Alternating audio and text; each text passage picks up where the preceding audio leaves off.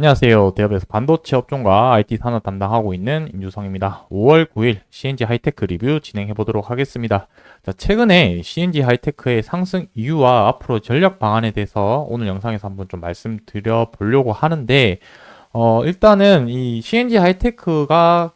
실질적으로 이슈가 있었던 부분에 대해서 어떤 이슈가 있었고, 얼마나 관련성이 있는지에 대해서 한번 좀 살펴보려고 1차적으로는 확인하고,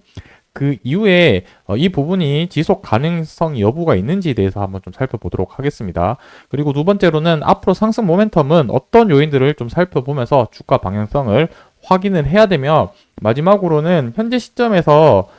상승했을 때 대응 전략, 그 다음에 반대로 이제 하락했을 때 대응 전략 어떤 식으로 가면 좋을지에 대해서 한번 말씀드려 볼 테니까 좋아요, 구독 한 번씩 눌러주시고 시청해 주시면 감사하겠습니다. 지금 뉴스에서 기사가 이슈화되고 주가가 올라간 부분은 4월 말 정도에 이제 이슈 있었죠. 22일, 23일 날 이때 주가 반응, 이제 거래량이 들어오면서 반등을 했었는데, 1차적으로는 어떤 이유 때문에 상승을 했는지 봐야 될 텐데, 유리기판에 대한 이슈 때문에 주가가 상승을 했다라고 좀 보시면 좋을 것 같습니다. 그래서 상용화의 문제점을 해결하기 위해 핵심 원천 기술이 특허 출원을 했다라는 내용인데, 실질적으로 이 CNG 하이테크가 기술이 있는지 없는지가 가장 중요한 부분이 되겠죠. 이 부분이 좀 쉽게 예를 말씀을 드리자면은, 유리 기판 위에 이제 반도체 칩이라든지 여러 가지 제품들을 이렇게 층층이 쌓으면서 적층을 해서 상용화를 시키고 패키징을 해야 되는 부분인데, 그 과정에서 가장 어려운 부분이 이 유리랑 위쪽에 뭐 플라스틱 기판이라든지 칩 이런 부분들을 이 본딩이라고 하는 이 접착하는 기술이 가장 좀 어려운 그 기술이라고 좀 보면 좋을 것 같습니다.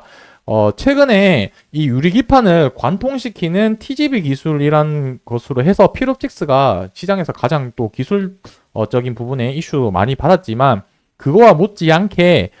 이 유리기판과 함께 이 접착에 대한 이슈 문제도 그 상용화하기 위해서 해결해야 되는 부분 문제인데, 이 부분에 대해서 해결하기 위한 그런 기술을 가지고 있다라고 보시면 될 것 같습니다. 그래서 여기서도 이제 뉴스 기사에 이렇게 좀 표현이 되어 있긴 한데, 유리라는 것 자체가 되게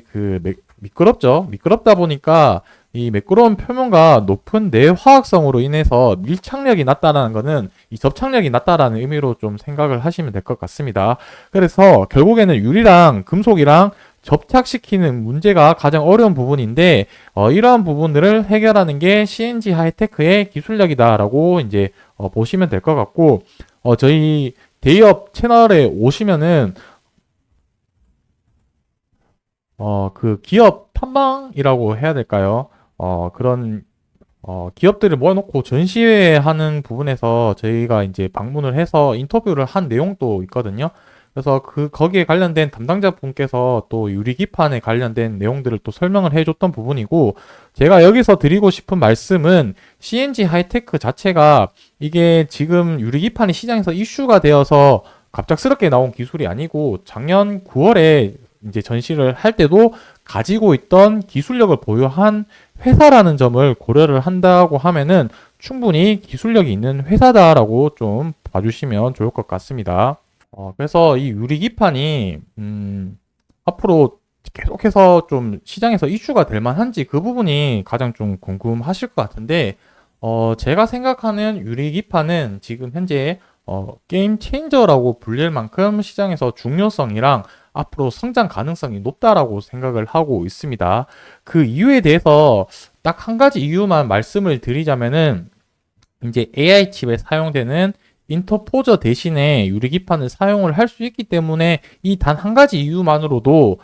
유리기판이 저는 좀 중요하다라고 생각을 하는데, 먼저 이 코어스 패키징이라는 거를 좀 이해를 하시면은 좀 좋을 것 같습니다. 요게 지금 AI 칩에 구현하는 패키징 기술인데, 여기서 COWOS라고 하는데, 여기 약자가 C가 칩을 나타내는 거고요. 그 다음에 칩온, 그 다음에 여기 W가 웨이퍼를 나타내는 거고, 웨이퍼온 S는 서브스트랙트라고 해서 플라스틱 기판이라고 보시면 될 것 같습니다. 그래서 제일 아래쪽에 이 플라스틱 기판,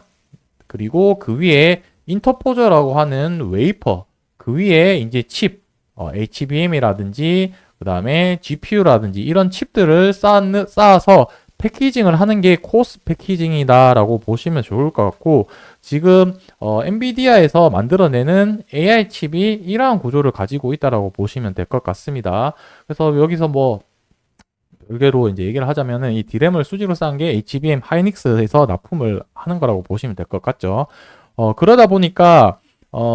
여기서 이 HBM이랑 GPU랑 이런 식으로 이제 연결을 해야 되는데, 이 많은 데이터들을 빠르게 처리를 주고받기 위해서는 선폭을 되게 가늘게 표현을 해야 되거든요. 그러다 보니까 일반적인 플라스틱 기판이 표면이 거칠기 때문에 이러한 미세 회로를 구현하기 어렵기 때문에 칩을 만드는 웨이퍼를 사용을 한다라고 보시면 될 것 같습니다. 근데 이 웨이퍼가 가격이 엄청나게 비싸다 보니까 이